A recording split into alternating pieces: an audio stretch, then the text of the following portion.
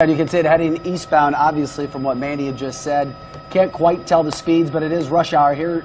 Kind of maneuvering around now, taking a little detour, getting back. Now we're actually on the sidewalk.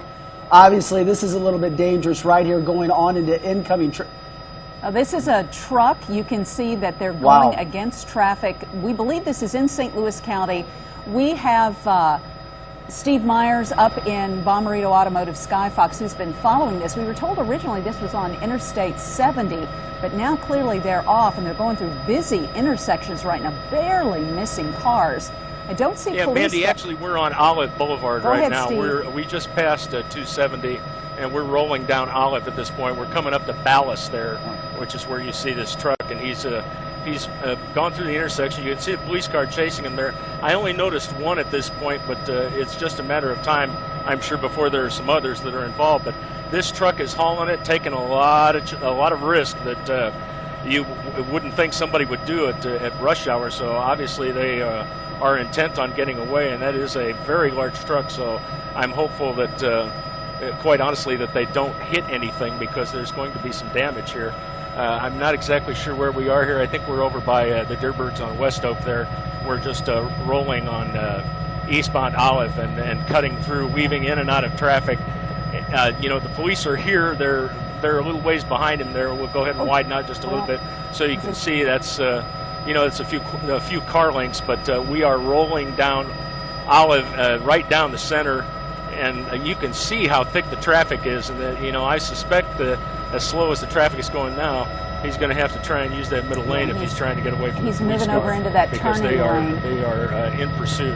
How long is this? There's only one car in pursuit. My understanding earlier from the news desk is that this is a robbery suspect from St. Charles County, although I have yet to be able to confirm that. But certainly you can see the kind of traffic chances this individual is taking here as we approach. I think that's Dealman, but I'm not certain about that. But we just took a left turn there. We're headed north into a residential area where the speed is going to increase quite a bit, I'm sure, just because they can.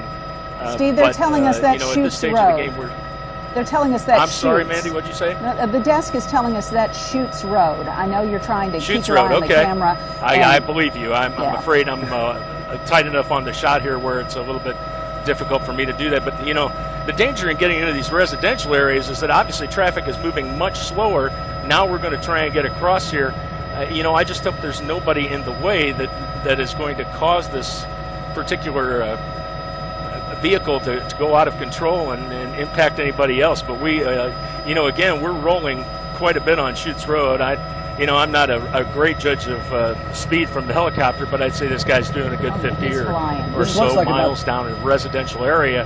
And you can see, you know, we're all over the road here, so any number of things, you know, could happen. Steve, I'm curious, do you know how long that chase has been? Shoots, eventually, you know, yeah, we're gonna hit another serious road here, and we are now headed straight across. I don't know where this area is. Looks like we're headed into a residential area full of apartments. Steve, how long have you been with this chase? Stay with this guy. Obviously, we have a little bit of a problem here with the trees, but we're going to try and hang with him here so we figure out where this individual goes. Besides across the grass and onto another road.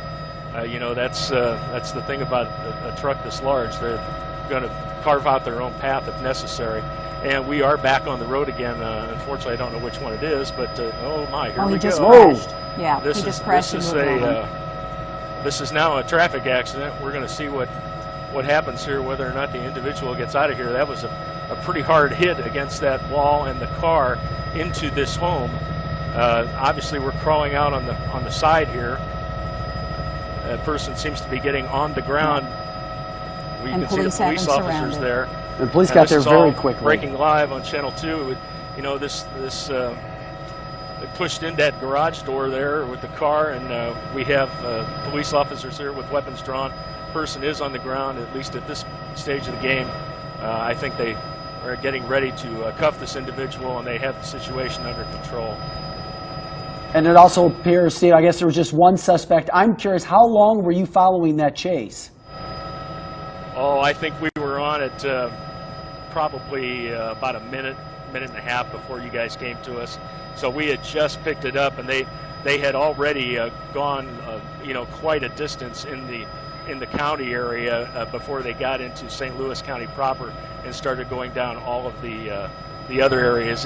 They're going through the truck now. It does appear as though there is only one individual here. We've got a lot of clothing that's being dragged out, but that individual is now cuffed on the ground and in control of the police. All right, Steve, we're going to update. We're going to stay with you and keep this live picture going and update our viewers on what's happening. You're looking at the end of a police chase where this truck has crashed into the side of a home, rammed the car that was sitting in the driveway into the garage.